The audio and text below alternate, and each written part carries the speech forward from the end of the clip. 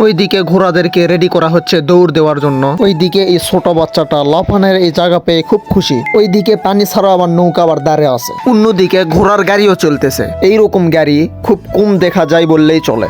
আসসালামু আলাইকুম, hello everyone, কি অবস্থা সবার? আশা করি সবাই অনেক অনেক ভালো আছেন।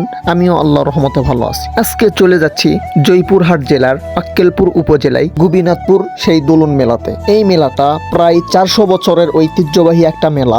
এই মেলার নাম শুধু বাংলাদেশ না, অন্যান্য দেশের মানুষও এই মেলার নাম কম বেশি অনেকেই শুনছে। কারণ এই মেলাতে অনেক দূর দূরান্ত থেকে অনেক মানুষ এই মেলাতে আসে। এই ঐতিহ্যবাহী মেলা প্রত্যেক বছর অন্তরই হয়ে থাকে। এই বছরও 2025 সালে গোপীনাথপুর এই দোলন মেলা অলরেডি শুরু হয়ে গিয়েছে। এই ভিডিওটি যে দিনে রেকর্ড করা সেটা হচ্ছে 14 তারিখ শুক্রবার দিন।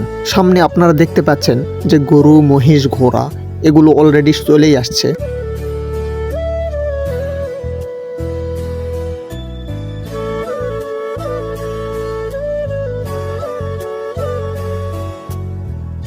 আবার অনেকেই এই জায়গাগুলো ভালো করে ঠিকঠাক করেও নিচ্ছে।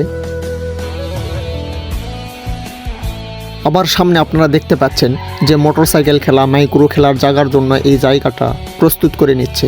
অন্যদিকে এখানে ছোট বাচ্চারা লাফালাফিও করতেছে। আবার তার অপর দিকে বিশাল বড় একটা নৌকাও আসছে। তার পাশেই ছোট বাচ্চাদের চেরকিও আসছে। মেলা মানেই তো এগুলো থাকবেই, এটা স্বাভাবিক। সামনে দেখতে পাচ্ছেন যে কুম্বল পট্টি, চুরিমালা পট্টি অলরেডি কাজ শুরু করে দিয়েছে। কোনো দোকান কমপ্লিটও হয়ে গিয়েছে। এবং রাস্তার পাশ দিয়ে যদি আপনারা খেয়াল করেন তাহলে দেখতে পাবেন যে ছোট বাচ্চাদের অনেক খেলাধুলার জিনিসও এখানে বসছে। প্রিয় বন্ধুরা, আজকের ভিডিওটি এই পর্যন্তই। পরবর্তী ভিডিওতে এই মেলার সমস্ত কিছু নিয়ে আপনাদের সামনে একটা ভিডিও সুন্দরভাবে উপস্থাপন করার জন্য চেষ্টা করব। যে ভিডিওতে কুম্বল পট্টি, কাঠপট্টি থেকে শুরু করে সব কিছু ডিটেলস নিয়ে আলোচনা করার জন্য চেষ্টা করব।